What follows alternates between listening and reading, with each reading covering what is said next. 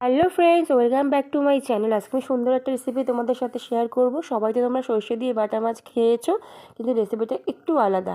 আমি মাছগুলো নিয়ে নিয়েছি ধুয়ে পরিষ্কার করে। এর মধ্যে মিক্সিং জারে আমি এক টুকরো পেঁয়াজ, টমেটো আর সর্ষে আর কাঁচা লঙ্কা পেস্ট করে নিয়েছি।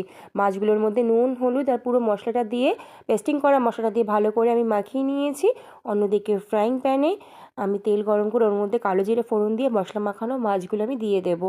10 মিনিট মতো কষানোর পরে মাছগুলো যখন মশলা কষে যাবে, তখন যে এরকম দেখতে হওয়ার পরে আমি দিয়ে দেবো দুধ ওর মধ্যে। এটার মাছটার রান্নাটার বৈশিষ্ট্য।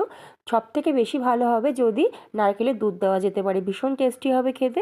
5 মিনিট আমি কম আঁচে রাখার পরে যখন ওপর দিয়ে তেল ভেসে আসবে, তখন আমি ওপর দিয়ে ছড়িয়ে দেবো সর্ষের তেল। ব্যাস, রান্না আমার কমপ্লিট। দারুণ লাগে রেসিপিটা, একটা অভিনব রেসিপি তোমাদের সাথে শেয়ার করলাম। তোমরাও এটা ট্রাই করো ফ্রেন্ডস।